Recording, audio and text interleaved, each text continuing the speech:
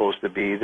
And the money, the monetary thing, how it's all going to become one monetary unit. Dan, George, is there any way you can comment on who's piecing these puzzles together, and is it right in front of us?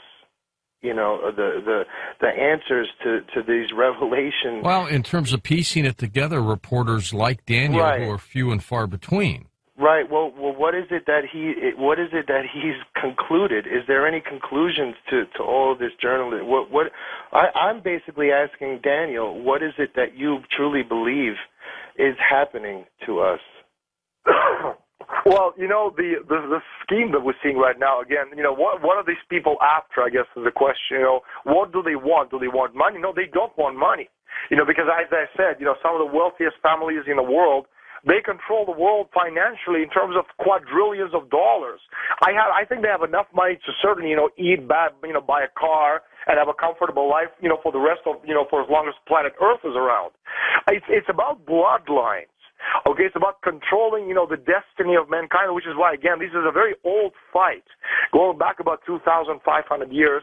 You know, it started with Socrates and Plato on our side, and it goes way, you know, through the Middle Ages, the Renaissance. You know, the scheme for a single world state, a European superstate under private oligarchical rule, you know, it was a cornerstone of through centuries of every secret organization of private society. And if you're talking about, you know, Europe, it's been a cornerstone of every 20th century European fascist movement, from the original synarchist movement to Hitler, Mussolini, Pan-European Union, you know, to people like Sir Oswald Mosley's Europe a Nation.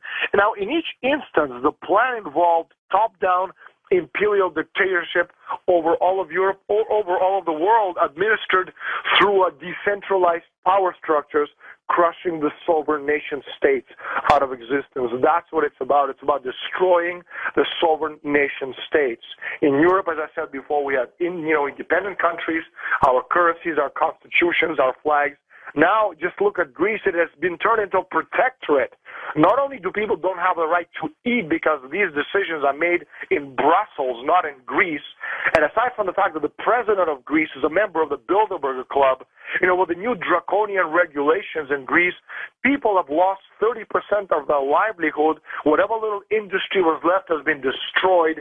And, you know, the latest, you know, thing which just came out through Reuters, if you're actually buying anything over 1,500 euros, which is about $2,000 or about $1,500 in worth, you have to use credit cards or debit cards. Again, we're talking about cashless society. You're talking about destroying wealth. You're talking about control. But it's, again, the control for the purposes of destroying nation states.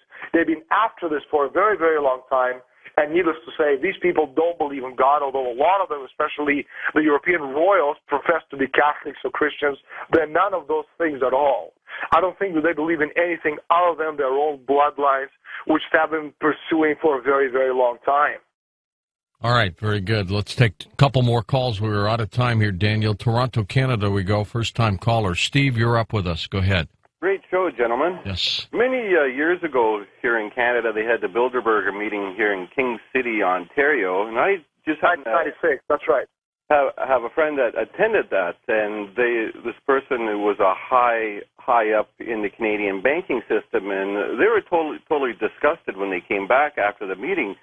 Basically, he told me how they're planning on controlling people is to swamp the average person in debt.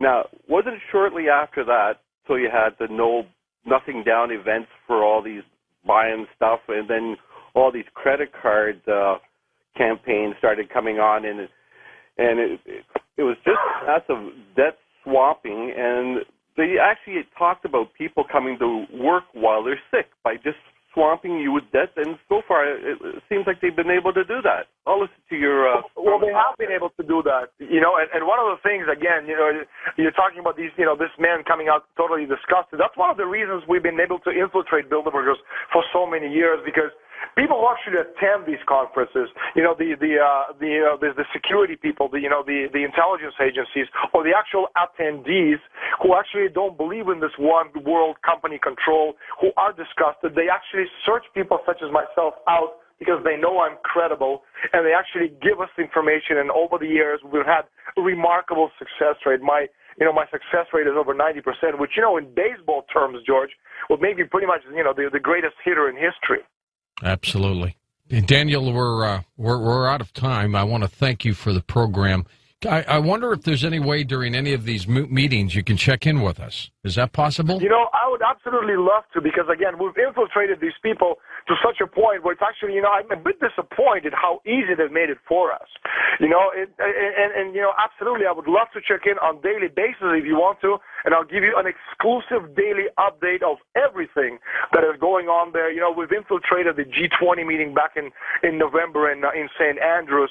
Not only that, but we actually penetrated, the impenetrable security of 500 people and have stolen all the documents, and we've published them on our website. I don't need to do that with Bilderberg. We have people inside, but you certainly will be getting world-exclusive rights to get all the information on the comings and goings of all the entities, who said what to whom.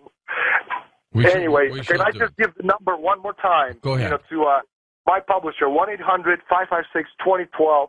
It's trineday.com, 1-800-556-2012, trineday.com. His name is Chris Milligan, and if anyone deserves a Congressional Medal of Honor, that's this man, for being a very brave man and putting up a great fight. All right, Daniel, we're going to check in with you while you're out there. For Dan Galante, Tom Danheiser, Lisa Lyon, Lux Lonehood, Sean Ladesseur, Stephanie Smith, Ross Mitchell, George Nappy, and Punnett and Art Bell, I'm George Norrie, somewhere out there on Coast to Coast AM. We'll see you on our next edition. Until then, be safe, everyone.